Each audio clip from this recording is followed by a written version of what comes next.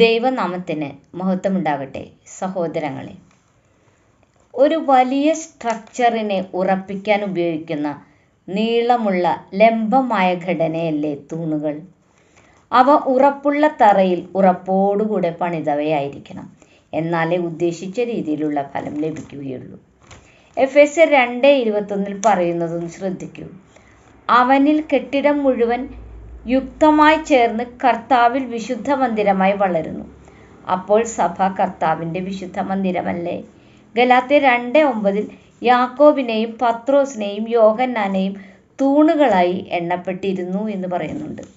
വിശുദ്ധ മന്ദിരത്തിലെ ഉറപ്പുള്ള തൂണുകളായിരുന്നു ഇവർ. സഭ നിന്നിരുന്നത് ആ തൂണുകളിന്മേലായിരുന്നു. തൂണുകൾ സാധാരണയായി വലിയ ഭാരം താങ്ങാൻ കരുത്തുറ്റവയായിരിക്കണം. അതിനാൽ തന്നെ ഒരു ഉറച്ച അടിത്തറ അതിന് വേണം. നല്ല കല്ലിന്മേൽ അല്ലെങ്കിൽ പാറയിൽ അത് കെട്ടിപ്പൊക്കണം. മണൽ പോലെ ഉറപ്പില്ലാത്ത അടിത്തറയാണെങ്കിൽ പെട്ടെന്ന് തന്നെ ഇളകി മുഴുവൻ ഘടനയ്ക്കും അത് ദോഷം ചെയ്യും. വിശ്വാസികളായി നാം സഭയുടെ തൂണാകണമെങ്കിൽ ഉറച്ച വിശ്വാസവും ആത്മാർത്ഥതയും വിശ്വസ്തതയും ഉണ്ടായിരിക്കണമല്ലോ. യാക്കോബിനും പത്രോസിനും യോഹന്നാനുമെല്ലാം അതല്ലേ ഉണ്ടായിരുന്നത്. അതിനാലാണ് അവരെ തൂണുകളായി എണ്ണപ്പെട്ടത്. 1 കൊരിന്ത്യർ 15:58 കേൾക്കൂ. ആകയാൽ എൻ്റെ പ്രിയ സഹോദരന്മാരെ, നിങ്ങൾ ഉറപ്പുള്ളവരും കുലുങ്ങാത്തവരും നിങ്ങളുടെ പ്രയത്നം കർത്താവിൽ വ്യർത്ഥമല്ല എന്ന് അറിഞ്ഞിരിക്കയാൽ കർത്താവിൻ്റെ വേലയിൽ എപ്പോഴും വർദ്ധിച്ചു വരുന്നവരുമാകുവിൻ.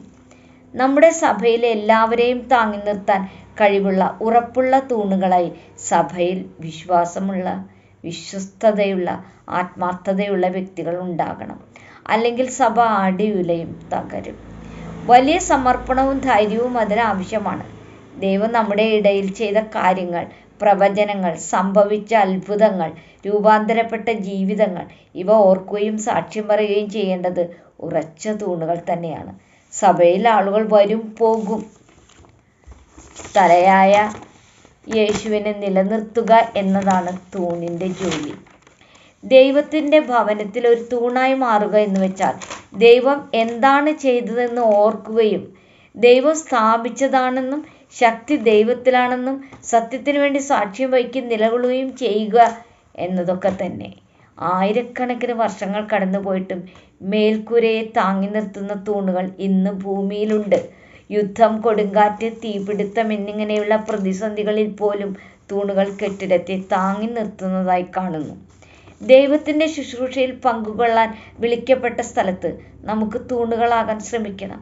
ദൈവം നമ്മോട് ആവശ്യപ്പെട്ടത് ചെയ്യാനും അവസാനം വരെ അതിൽ ഉറച്ചു നിന്ന് വിശ്വസ്തതയും ആത്മാർത്ഥതയും കാണിക്കുവാനും നാം ശ്രമിച്ചാൽ നാം ജയാളിയാകും. വെളിപ്പാട് 3:12 കേൾക്കൂ. ജയിക്കുന്നവന് ഞാൻ എൻ്റെ ദൈവത്തിൻ്റെ ആലയത്തിൽ ഒരു തൂണാക്കും. അവൻ ഒരിക്കലും അവിടെ നിന്ന് പോകയില്ല. എൻ്റെ ദൈവത്തിൻ്റെ നാമവും എൻ്റെ ദൈവത്തിൻ്റെ പക്കൽ നിന്ന് സ്വർഗത്തിൽ നിന്ന് തന്നെ ഇറങ്ങുന്ന പുതിയ യെരൂശലേം എന്ന എൻ്റെ ദൈവത്തിൻ നഗരത്തിൻ നാമവും എൻ്റെ പുതിയ നാമവും ഞാൻ അവൻ്റെ മേലെടുത്തു. നോക്കൂ സഹോദരങ്ങളെ, ഉറച്ച തൂണിന് യേശു തരാൻ ആഗ്രഹിക്കുന്ന ഓണർഷിപ്പ്, ഐഡൻറ്റിറ്റി ഒക്കെ ഒന്ന് മനസ്സിലാക്കൂ. ഈ വലിയ പദവിയിൽ എത്തണമെങ്കിൽ സ്ഥിരത അല്ലെങ്കിൽ ഉറപ്പ് വേണം. ചാഞ്ചാട്ടം പാടില്ല. വില കൊടുത്തെടുത്ത തീരുമാനങ്ങളിൽ നിന്ന് പുറകോട്ടേക്ക് പോകരുത്. അതായത് ഇളകരുത്. ക്രിസ്തുവാകുന്ന പാറയിൽ അടിസ്ഥാനമിട്ടാൽ ഉറച്ചു തന്നെ നിൽക്കണം. ആ വിശ്വസ്തതയും ആത്മാർത്ഥതയും വിശ്വാസവും സ്നേഹവും നമ്മെ ജയാളികളാക്കും. ഈ വചനങ്ങൾ സ്വീകരിക്കാൻ പരിശുദ്ധാത്മാവ് സഹായിക്കട്ടെ.